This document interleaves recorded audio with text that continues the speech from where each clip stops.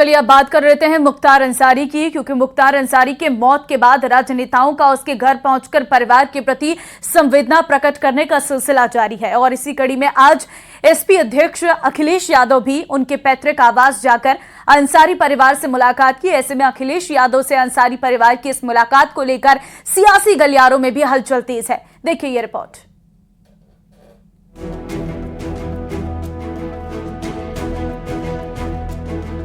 मुख्तार अंसारी की मौत के बाद कई विपक्षी नेताओं का उसके घर पहुंचकर परिवार से मिलने का सिलसिला जारी है। इसी क्रम में एआईएमआईएम नेता असदुद्दीन ओवैसी के बाद अब अखिलेश यादव भी आज अंसारी परिवार से उसके पैतृक गांव जाकर मुलाकात करने वाले हैं और उसकी कब्र पर भी जा सकते हैं। लेकिन अखिलेश यादव का एक माफिया की मौत पर उसके परिवार से मिलना और उसे श्रद्धांजलि देना सियासी गलियारों में चर्चा का विषय बन गया है। राम मंदिर का विरोध करने वाले अखिलेश का डॉन की कब्र पर जाकर फूल चढ़ाना भारतीय जनता पार्टी ने वोट बैंक की राजनीति बताया। बीजेपी का कहना है कि लोकसभा चुनाव में अखिलेश को जनता इसका जवाब जरूर देने वाली है। कि जो जहां जाएगा जनता उसे देख रही है, उसका जवाब लोकसभा के चुनाव में कमल खिला करके लोग देंगे। वहीं साध्वी निरंजन ज्योति ने मुख्तार की मौत पूर्वांचल में आतंक के एक युग का अंत बताया और अखिलेश यादव की उसके परिवार से मुलाकात को चुनावी एंगल करार दिया। मुझे लग रहा है कि पूर्वांचल में जिस तरह से आतंक था, एक आतंक का अंत हुआ है। समाजवादी पार्टी हर मुद्दे को चुनाव के एंगल से देखती है। शायद मुझे लग रहा है चुनाव नहीं होता, अखिलेश वहाँ झांकने नहीं जाते। हालांकि अखिलेश से पहले भी कई नेता अंसारी परिवार से मुलाकात करने उसके घर पहुंच चुके हैं। 8 अप्रैल को मुख्तार अंसारी की मौत के बाद उसके घर पर नेताओं के पहुंचने का सिलसिला जारी है। एआईएमआईएम नेता असदुद्दीन ओवैसी, स्वामी प्रसाद मौर्य, सपा नेता धर्मेंद्र यादव, आरजेडी समेत कई क्षेत्रीय नेता पदाधिकारी मुख्तार अंसारी के परिवार से मुलाकात कर उनके प्रति संवेदना व्यक्त कर चुके हैं। ऐसे में समाजवादी पार्टी प्रमुख अखिलेश यादव की अंसारी परिवार से मुलाकात पर पूर्वांचल की नजरें टिकी हुई हैं, क्योंकि जिस तरह की भीड़ मुख्तार अंसारी के जनाजे में उमड़ी, उससे ये तो साफ है कि मुख्तार को उसके चाहने वाले किसी मसीहा से कम नहीं समझते थे। ऐसे में राजनेताओं के परिवार के प्रति सहानुभूति आगामी चुनाव में उनको कितना फायदा पहुंचाएगी, ये तो 4 जून को ही साफ हो सकेगा। खड़गे के आर्टिकल 370 पर दिए बयान पर गृह मंत्री अमित शाह ने मोर्चा खोल दिया है और ट्वीट कर कहा है कि कांग्रेस का इटालियन कल्चर भारत के मूल विचार को नहीं समझ पाने के लिए जिम्मेदार है। खड़गे ने 370 वाले बयान खुद खड़गे फंसते हुए दिख रही हैं और कांग्रेस इस पर कोई जवाब नहीं दे पा रही है। कांग्रेस अध्यक्ष मल्लिकार्जुन खड़गे ने जयपुर की न्याय पत्र रैली में आर्टिकल 370 की बात करने पर प्रधानमंत्री पर हमला बोला, लेकिन वो अपने बयान की वजह से बीजेपी के निशाने पर आ गए। रैली में उन्होंने इस बात पर सवाल उठाया कि पीएम राजस्थान की जनसभा में वहां के स्थानीय मुद्दे न उठाकर कश्मीर से आर्टिकल 370 हटाने का बखान क्यों करते हैं। उन्होंने यहाँ पर राजस्थान में चूरू में ना, वहां पर एक भाषण दिया। अरे यहाँ किसानों के मुद्दे बहुत है, उनकी बात छोड़े और यहाँ आकर कह रहे मैंने 371 को निकाल दिया। अरे भाई यहाँ के लोगों से क्या वास्ता है। ठीक है, आप जाके कश्मीर में बोलो, जम्मू में बोलो। कश्मीर से आर्टिकल 370 हटाने के लिए जब बीजेपी सरकार 2019 में संसद में प्रस्ताव लाई थी, तो गृह मंत्री अमित शाह ने 2 टूक कहा था कि बीजेपी कश्मीर के लिए जान दे सकती है। जम्मू एंड कश्मीर के पीएको को आप भारत का हिस्सा नहीं मानते हो क्या? एग्रेसिव ना हो, जान दे देंगे इसके लिए। क्या बात कर रहे हो आप? एग्रेसिव होने की क्या बात कर रहे हो? जान दे देंगे इसके लिए। खड़गे के बयान पर अमित शाह ने यही बात दोहराकर हमला बोला और ट्वीट किया कि जम्मू कश्मीर भारत का अभिन्न अंग है और हर भारतीय का जम्मू कश्मीर पर हक है। खड़गे का मतलब आर्टिकल 370 से था, लेकिन उन्होंने अपने बयान में 371 बोला। इस बात पर बीजेपी अध्यक्ष जेपी नड्डा ने उन्हें घेर भी लिया। He does not understand the difference between 370 and 371. He was talking about 370 and he was quoting 371. Which type of thinking they have? I believe that we all are very much involved with Jammu and Kashmir. Am I right? हालांकि कांग्रेस ने खरगे के बयान पर सफाई भी दी है और कहा कि प्रधानमंत्री को अपनी रैली में राजस्थान के स्थानीय मुद्दों पर बात करनी चाहिए, न कि आर्टिकल 370 पर। केवल और केवल ध्यान भटकाने के लिए धारा 370 की बात की और किसानों की बात ना करी, यही मुद्दा कांग्रेस पार्टी और कांग्रेस के नेताओं ने उठाया है। लेकिन बीजेपी नेताओं ने खरगे पर हमले करना बंद नहीं किया। राजस्थान वो धरती है जहां के वीरों ने कश्मीर की रक्षा के लिए, देश की सीमाओं की रक्षा के लिए अपनी जान दी है। इसी 370 के कारण बहुत सारे राजस्थान के नौजवान वहां पर शहीद हुए हैं। खड़गे जी को ये बात याद रखनी चाहिए और खड़गे जी को ये बात भी याद रखना चाहिए कि सारा भारत आज एक है।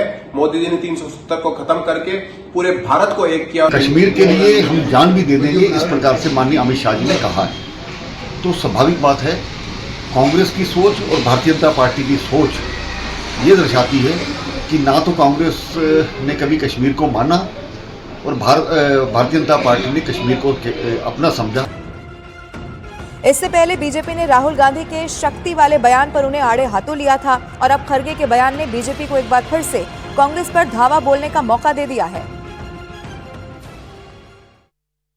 चुनाव में PM Modi back to back rally कर रहे हैं और बिहार में प्रचार के दौरान पीएम मोदी के निशाने पर विपक्षी दल का हर नेता है।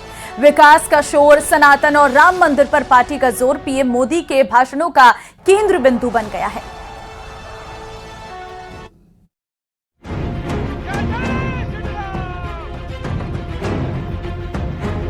बहत्तर घंटों के अंदर एक बार फिर पीएम मोदी बिहार की धरती पर गरजे। भ्रष्टाचार, परिवारवाद, विकास के मुद्दों पर पिछली सरकारों को घेरा। राम मंदिर, महिला, किसान के मुद्दे पर विरोधियों पर जमकर निशाना साधा। बिहार की 40 सीटों पर पूर्ण विजय का सिग्नल दिया। बिहार के सारे समीकरणों को ध्वस्त करने का दावा कर दिया। नवादा ने हमेशा भाजपा को, एनडीए को अपना भरपूर प्यार और भरपूर आशीर्वाद दिया है और मैं देख रहा हूं आज भी आपका ये उत्साह, ये प्यार, ये साफ साफ बता रहा है कि नवादा के साथ साथ पूरे बिहार में एनडीए का परचम लहराने जा रहा है। पीएम मोदी ने दावा किया है कि जो पहले नहीं हुआ वो अब होगा। ये अब तक विकास का ट्रेलर था, पिक्चर अभी बाकी है। ये तो अभी ट्रेलर है।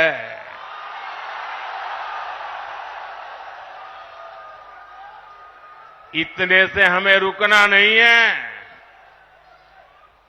अभी तो गाड़ी टॉप गियर में ले जाना है। अभी तो रनवे पर है, नई ऊंचाइयों को पार करना है। अभी तो बहुत कुछ करना है। हमें देश को, बिहार को नई ऊंचाई पर लेकर जाना है।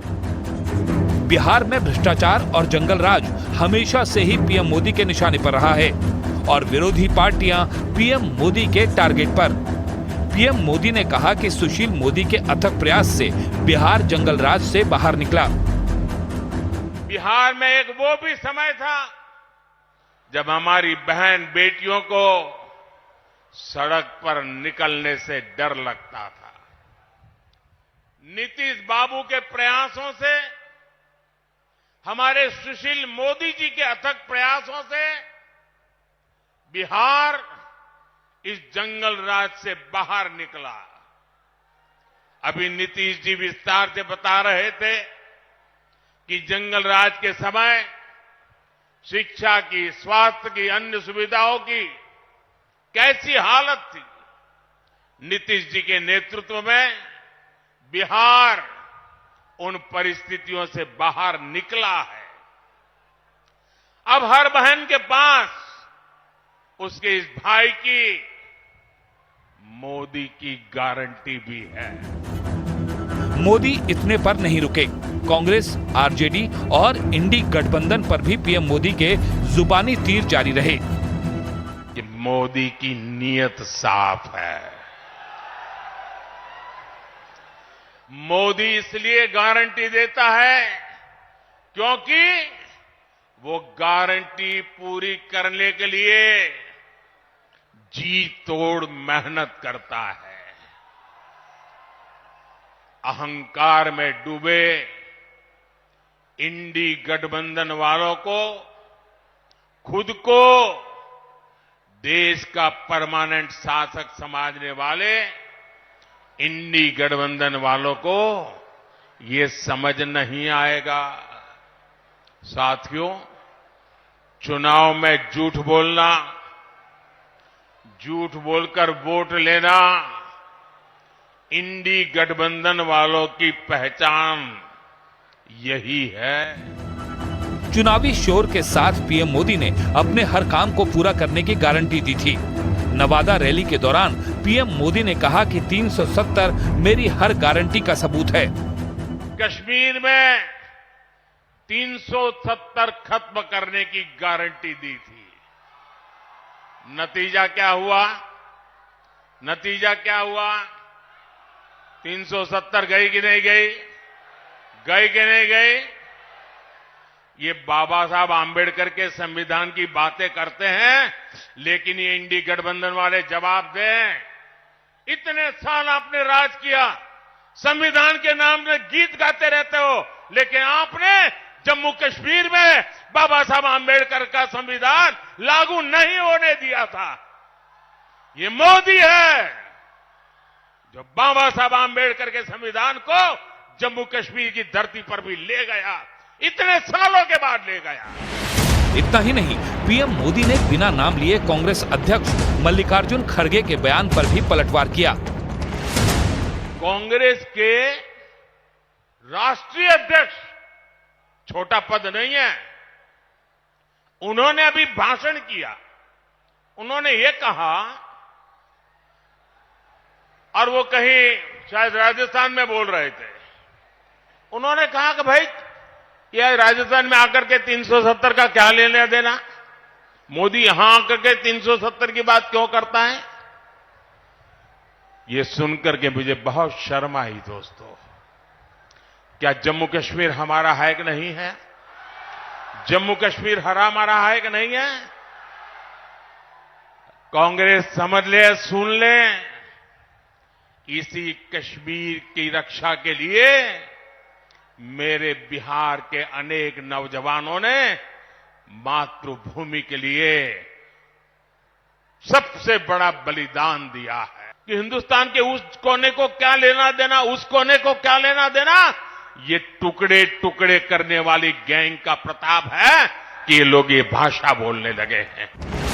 नवादा में विपक्ष पर बरसते हुए पीएम मोदी ने राम मंदिर का भी जिक्र किया और जमकर जुबानी तीर दागे। मोदी ने गारंटी दी थी कि अयोध्या में राम लला का भव्य मंदिर बनेगा। आज अयोध्या में भव्य राम मंदिर का शिखर आसमान छू रहा है। जो 500 वर्षों में नहीं हो पाया, जिस राम मंदिर के निर्माण को रोकने की कांग्रेस और आरजेडी ने बरसों तक कोशिश की, वो राम मंदिर बनकर तैयार हो गया। कांग्रेस के घोषणा पत्र पर भी पीएम मोदी ने निशाना साधा और उसमें मुस्लिम लीग की छाप दिखने का दावा किया। कांग्रेस पार्टी के नेता खुलेआम बयान दे रहे हैं कि वो दक्षिण भारत को अलग कर देंगे। 2 दिन पहले कांग्रेस ने जो अपना घोषणा पत्र जारी किया है, उसमें भी मुस्लिम लीग के विचारों की छाप है। कांग्रेस ने घोषणा पत्र नहीं, तुष्टीकरण पत्र जारी किया है। नवादा की इस पब्लिक और पीएम मोदी के लिए गूंजते इस शोर ने 40 सीटों के गणित को साफ कर दिया है और पीएम मोदी ने दावा कर दिया है कि विकास का जो रथ पिछले 10 साल से चल रहा है, आगे भी उस रथ पर पीएम मोदी ही सवार होने वाले हैं।